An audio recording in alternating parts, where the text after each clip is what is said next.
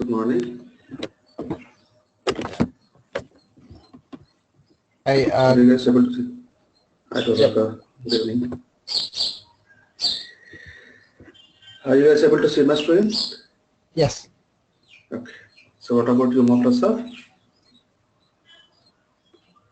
I think you joined from phone.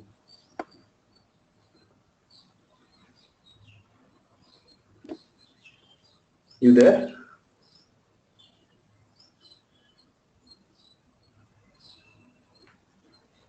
It's okay. So today we will start the Linux session. So as we discussed in yesterday's session, so we are going to start from the Linux classes initially, so that you can get some understanding about what exactly Linux and how do you manage a Linux operating system from the installation part, and as well as some of the basic commands we are going to learn here. So let's go with the session now. So here, so the basic. Sorry. Sorry. Yeah, I think some video from YouTube it got open. Sorry. I just. Okay.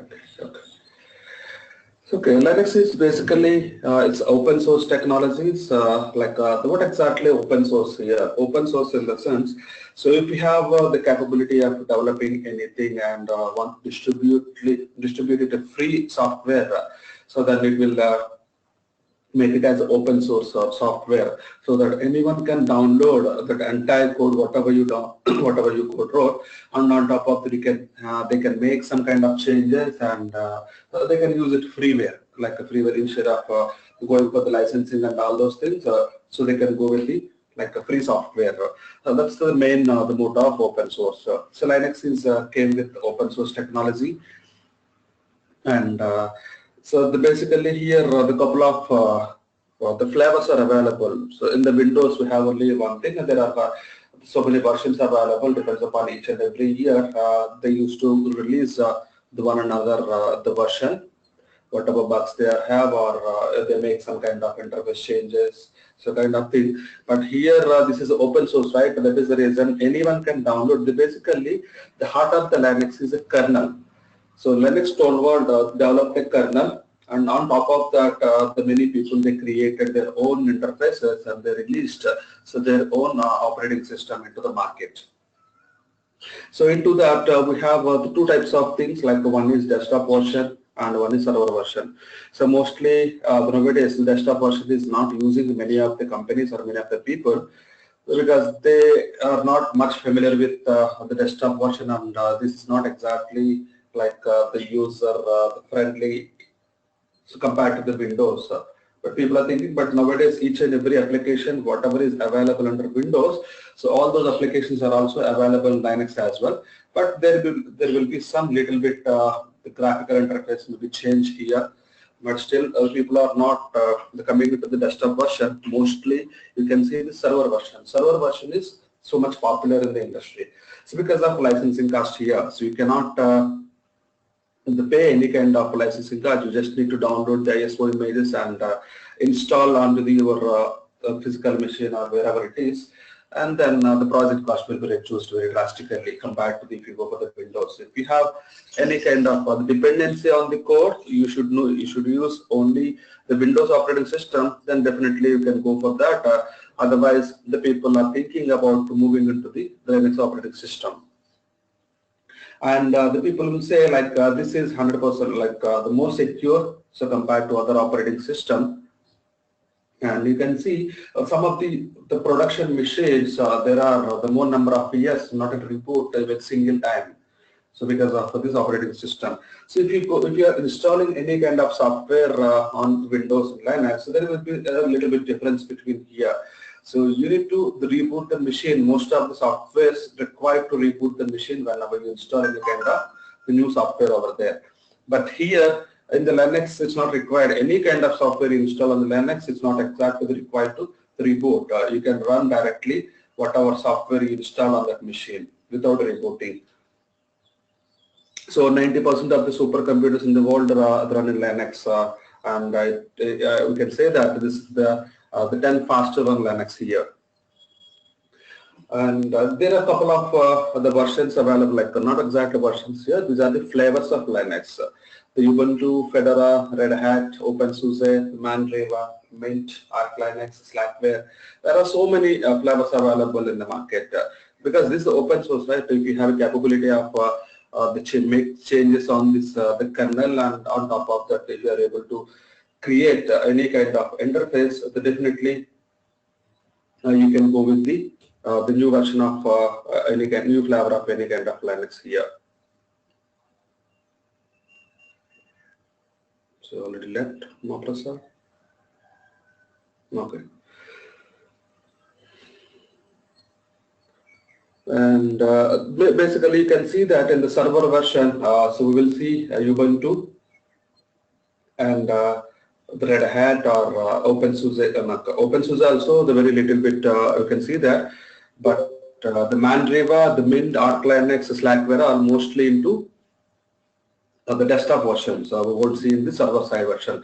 Server side, if you want to go with the free version, so it will be available from the Ubuntu and the CentOS. So basically CentOS and Red Hat is almost all same, not exactly almost 100% same between both of them. So both are coming from the Red Hat the family only. With Red Hat you need to pay for some kind of license. So whenever you use for Red Hat, mostly the licensing Red Hat versions will be used from financial sectors and the banking the domain. So whenever you go for the any kind of banking project, they don't want to use any kind of free software. Even if it is coming from the open source technologies, each and every open source will have one enterprise version as well. So they want to go with the enterprise version. So mostly Red Hat we can say like enterprise version. So you need to pay for the licensing and you can get the support on that. So whatever issues happen, you can raise a ticket to the Red Hat team, so they will resolve those issues on that. And the timely manner they used to provide some kind of patches, and so they have some central server and they will provide one interface over there. So from that interface itself, you can patch whatever updates is coming from there. But if it is the Ubuntu and CentOS machines, you need to create, you need to check on, so whatever things are available and whenever you need to patch.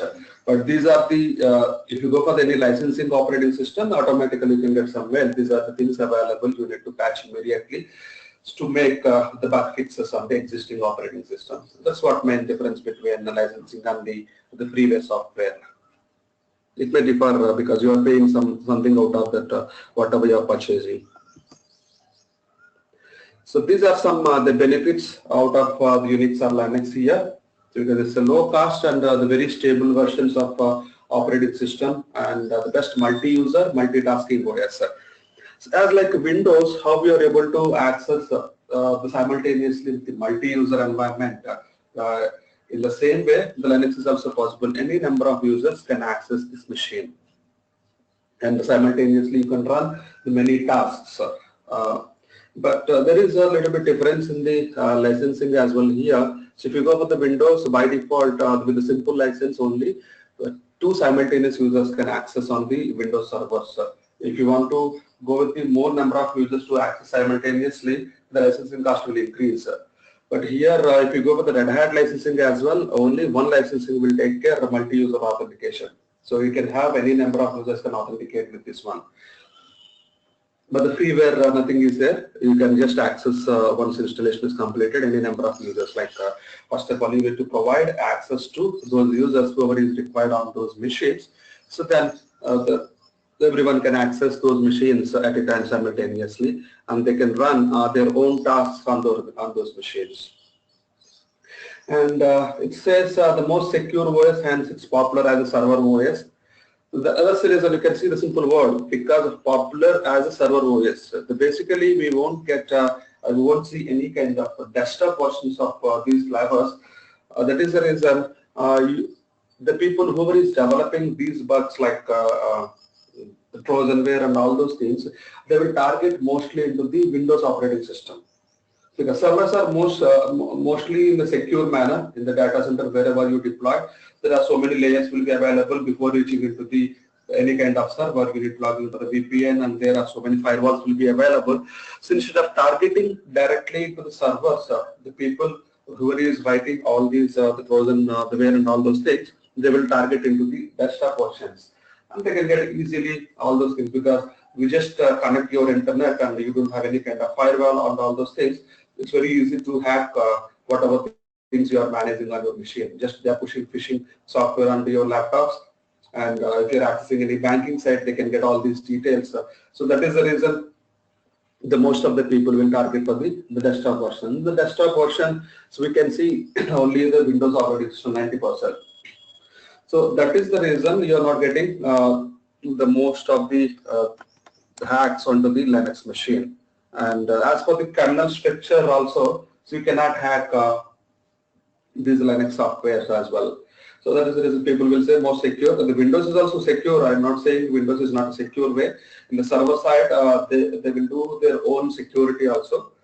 So only due to the desktop version, the people, whoever is writing these hacking software, all those people will target mostly into the desktop version, and these the malwares will be targeting into the Windows operating system. So once they target into the desktop, automatically, easily they can target the servers as well. They can try the polling all the servers as well. But the same way, they cannot pull to the Linux machine using whatever or code they're writing in their malware softwares. So totally different, right, from the Windows Linux. So they have to build their own malware software for the Linux as well. They won't invest that much time on the operating system here. So that's the reason you can say the most secure OS and the best computing power and inbuilt network support. So it is also having so much of computing power. We can have the whatever number of the GB you can install. That's like nothing will be different. Only operating system is different from the Windows to the Linux, and the managing, once installation is completed, how do you manage this operating system? Like Windows, totally graphical interface, you can click, it's going to be work over there, but still you need to have some idea what exactly you're doing over there. But in the Linux, once you install the server, you won't have any kind of GUI option. So only thing you can manage from the command line. So that is the reason, even if you want to see whatever files and folders available on your machine, you should have some kind of knowledge on the simple commands. Otherwise, you cannot manage after logging into the machine. Even to log in into the machine also, it's a little bit different compared to the Windows. So the Windows directly you can take the RDP, so provide that. The same way here also we can have the PuTTY sessions. So in the PuTTY, you just need to provide the host name or IP address. So once you provide all those information, you just need to, it will ask for the login username. You need to provide the username and the password. Then you can get the black and white screen. That's it. So then from there onwards, if you want to see any kind of files also, you just need to provide a simple command. So those are all simple commands we are going to learn now in this session. So whatever things required to manage as a simple administrator and remaining sessions, because all these sessions are going to be into the Linux machine only, so that we will be familiar with all these commands, whatever we are going to run in the next all the sessions.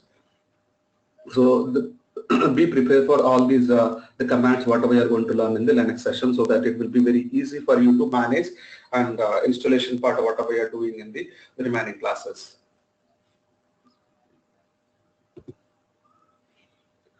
And the same way, next there are a couple of distribution here. Then how the Linux distribution will work here? Linux distribution consists of mainly basically it will come with the Linux kernel. On top of that, you will have X Windows system. So on top of that, you will have graphical desktops.